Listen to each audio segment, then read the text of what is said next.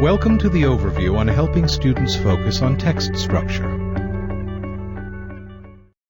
Helping students understand how different types of texts are structured can greatly improve their reading comprehension. As students gain a firm grasp of narrative and informational text structures, they can apply that knowledge when they approach more advanced materials.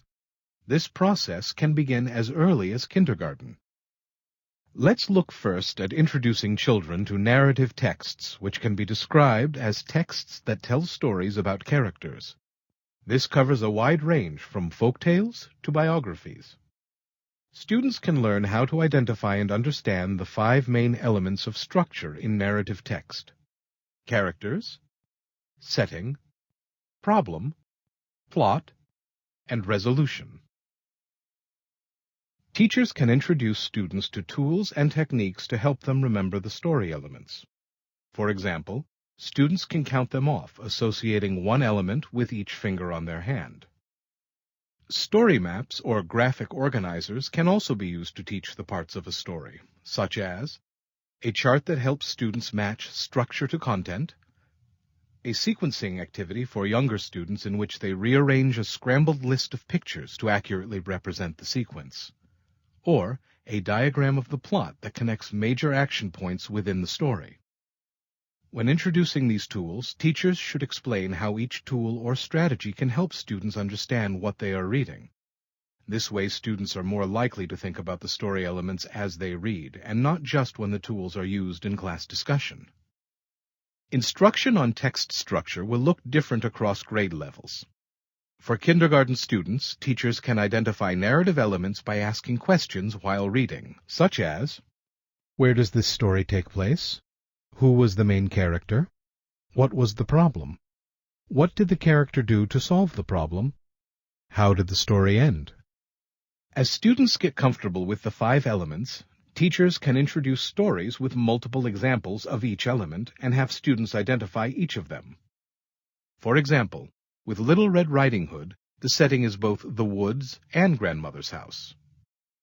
With older students, teachers should gradually introduce new structural elements, such as themes, morals, subplots, and multiple conflicts, while reinforcing those that have already been taught. Teachers should also introduce students to the structural elements of informational or expository text. For beginning learners, it's important to use texts that provide clear, easy-to-recognize examples of the structure being taught. Examples of informational text structures include compare and contrast, description, sequence, problem and solution, and cause and effect. A compare and contrast text might present types of animals or modes of transportation. Students can work together to create a table or Venn diagram of the similarities and differences between the objects in the text. With a description text, students might use the details of what is being described to draw an illustration or create a 3-dimensional display. A text that outlines a sequence of events can be made visible by assigning each event in the text to a student and having the class line the students up in the correct order. When working with a problem and solution text, students may be able to act out key parts of the passage. Cause and effect texts can be explored by matching up pictures that represent causes and effects in a game-like activity. Students can also be helped to recognize clue words in a passage so they can identify the text structure. Words such as alike, unlike, both, but, and however can signal a compare and contrast text, while before, after, next, and then can indicate a sequence of events text. It is important, however, that students are not taught to rely solely on clue words to identify text structure.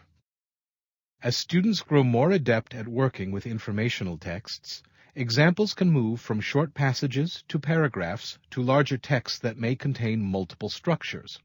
For example, a magazine article may include a description of an event, some information about its position in a sequence of other events, and an explanation of cause and effect. Teachers should provide a variety of examples when showing students how texts can contain more than one structure. Students should be encouraged to pay attention to text structure in all their reading experiences and may need to be reminded to do so before reading periods. Teachers can use common lesson planning time to collaborate on identifying texts with clear examples of narrative elements and expository structures. There are also book lists that identify ideal texts for this kind of instruction.